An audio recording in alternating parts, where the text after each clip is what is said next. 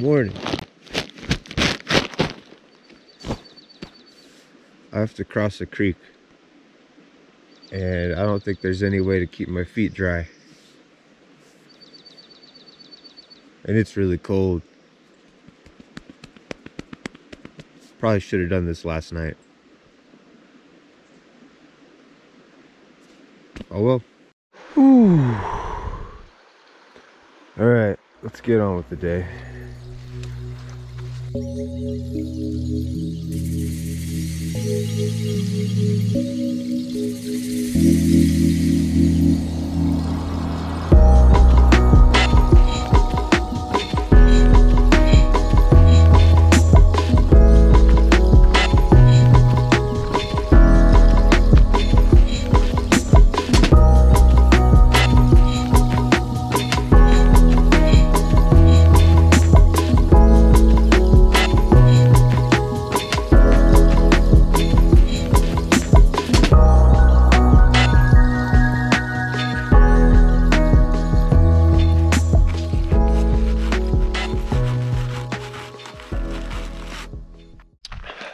Update.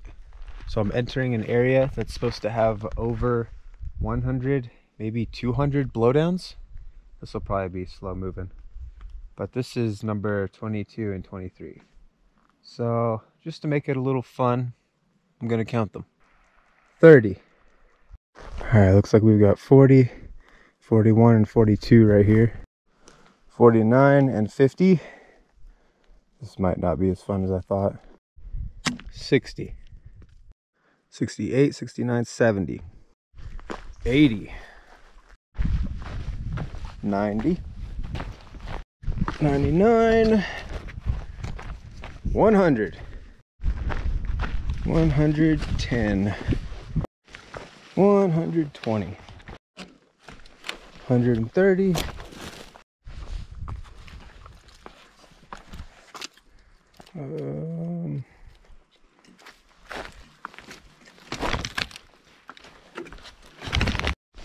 'All right, I'm done. It's 250.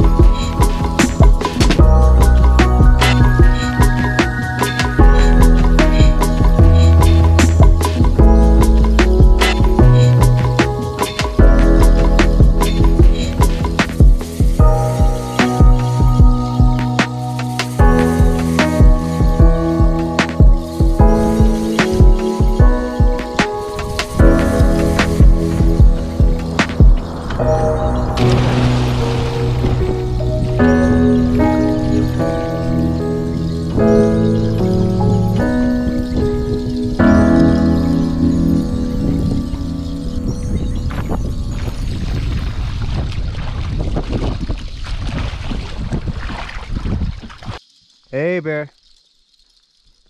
Hey, buddy. All right, I'll let you do your thing.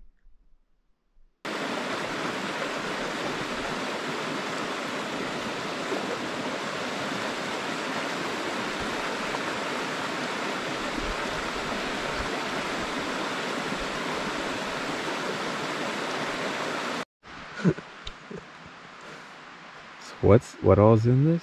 It's dried ramen and the ramen powder and coconut oil on an ancient grain tortilla. Yeah, it's gourmet. Oh yeah. Trail chipotle. It's just the crunch. Traditionally, a lot of thru hikers begin with a well-known, established trail or something shorter than 1,000 miles. It's often said that you shouldn't choose something like the PNT, the Grand Enchantment Trail, or the Hayduke as your first hike. But I met a handful of hikers on the PNT that thought outside of that box, or perhaps didn't even consider that box to exist. So I asked them, how did you choose the PNT to become your first thru hike? And here's what they said.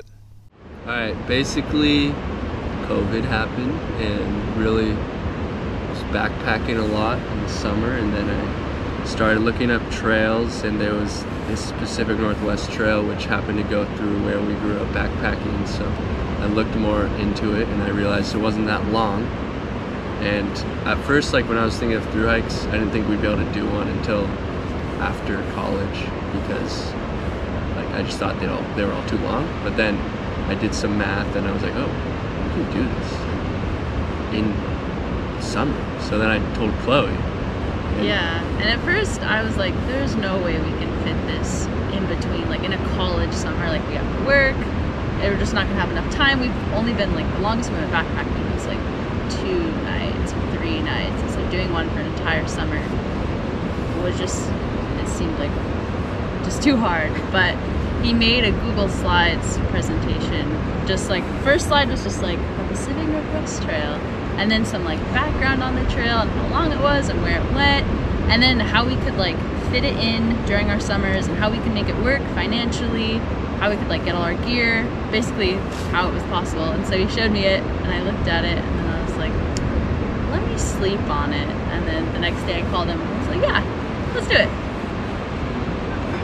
And then I was trying to find like a third person to do it with us, and I called Jacob. Yeah, so Sloan just called me up one night, sitting at home, taking some classes online. He's like, so I'm looking at this big hike I want to do next summer, looking for another person. Want to do it with me? You can think about it, you know. It's like, yeah, sure, down. Now we're here.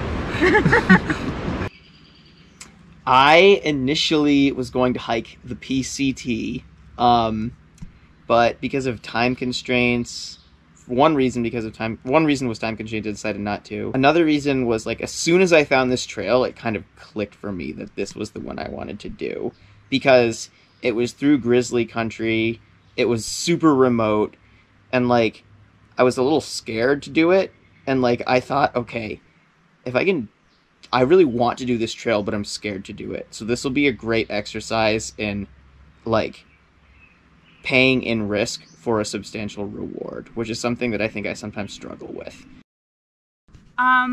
Because, well, one, I guess, like, because it is in this area that I grew up in and never really explored, so I haven't really been to anywhere in Eastern Washington, even though I grew up there. So just wanting to like learn more about Washington and Idaho and like the backcountry here, which is like panned out, because I feel like everywhere I go, I'm like, oh, I want to go back here. So I think that's why. And then also, like, it's close to family, which is something that we have had to use a lot because they've been super helpful. So having options to get bailed out has been really luxurious.